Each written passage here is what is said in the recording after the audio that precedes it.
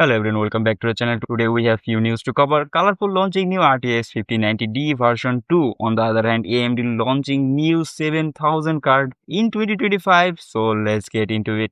One eternity later. A short while ago, we learned that NVIDIA is preparing to launch new graphics card called RTX 5090V2. Originally, this was rumored to be called RTX 5090D, but the name has officially changed. Now the first rumor claim it will be launching early August. Turns out this wasn't true. Instead, it is now expected to launch on 12 August. The original RTX 5090D launches back in January alongside the rest of RTX 50 series, but it was China exclusive card. NVIDIA made it especially to meet US export restriction for higher end graphics card. And now in August, those rules have changed again. Now NVIDIA can ship GB202 GPU to China at all. The official reason for the V2 seems tied to those restrictions. But in reality, Chinese AI companies are reportedly buying RTX 5090 cards and converting them into AI accelerator at lower cost than NVIDIA's Pro series. Today, one of those NVIDIA's partner Colorful of accidentally listed RTX 5090 V2 early on the JD.com store. From that leak, we know that it has 24 GB of memory. Price start at 20,699 RMB. The listing was quickly removed, but screenshot shows V2 in the name. For context, the original RTX 5090 launched at 16,499 RMB MSRP, but now it is hard to find for that price unless you buy it with a full gaming PC. In fact, some listing shows it for 21,899 RMB, which means V2 could actually be slightly cheaper. Hardware leaker Megasize GPU says the real MSRP is still the same as the original, but in such limit market, MSRP barely means anything. A few minutes later. Next up, we have MANLI just has dropped their 4 new black Stellar GPU for desktop.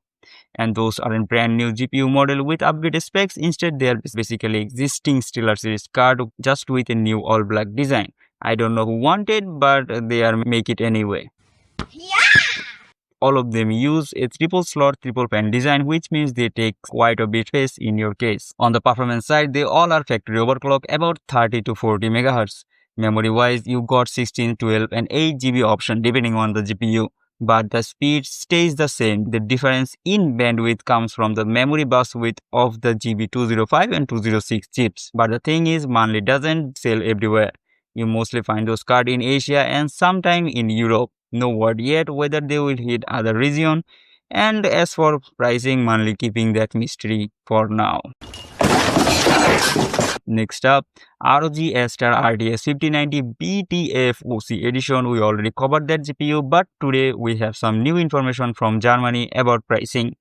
AMD's own store listed as 3,084 euros, though some retailers have it for as low as 2,999 euros, which is currently the cheapest available. That's actually lower than the sum of the early listing, which range from 3,200 euros all the way up to 4,000 euros. The difference now is those are in stock units, so we consider this as a real launching price. It uses ASUS GC HPWR connector which deliver power directly from compatible motherboard, meaning no visible GPU power cables. If you don't have the BTF motherboard, ASUS introduced an adapter so you can still use it with a regular board. The connector is rated for up to 1000 watt, making it ready for extreme overclocking. Cooling is also top tier here. You got 4 fans, vapor chamber, a mild heat spreader, a press change thermal pads to boost heat transfer.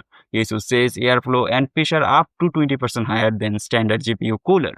But the problem is it costs more than the standard RTX 5090 and takes full advantage of the cable-free design. And to take full advantage of cable-free design, you need BTF motherboard with GC HPWR slot. Right now, ASUS Germany only lists one ROG Maxon's Z890 Hero, which costs 730 euros and it is out of stock.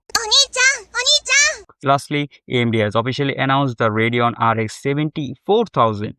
Why in 2025? Let's get into it. A couple of days ago, AMD revealed the Radeon Pro W7400, a low-power workstation GPU. Now we are getting new gaming force twin, the Radeon RX 7400. According to the AMD, the RX 7400 is designed for advanced gaming and streaming at 1080p. It's powered by Navi 33 RDNA 3 architecture with 28 compute units, 1792 stream processor, 28 ray accelerator and 56 AI accelerator. So yes, even as the entry level card, it supports ray tracing. Just don't expect high-end performance. AMD says the GPU itself has 43-watt power rating, but that's not the same as total board power. We know it's lower than the Pro W7400, but AMD hasn't shared the exact TBP yet. Interestingly, the RX 7400 has already been spotted inside the Dell desktop, paired with the Intel's latest Core Ultra 200 series GPUs, all the way up to Core Ultra 9 285 CPUs. That suggests this card might be an OEM only product, meaning you may never seen it sold as the standalone GPU in store. Performance-wise, it's definitely not a powerhouse, but it should beat the integrated GPU inside Intel's Core 200 series and reportedly refresh chip. More importantly, it could be better option for video encoding, which might actually be its main job in those pre-built systems. There is no official MSRP yet, and AMD doesn't seem to be launching the rumored 6GB RX 7300 version that leaks earlier this year. So that's it for today. Hope you like the video and make sure to subscribe for more GPU news just like this.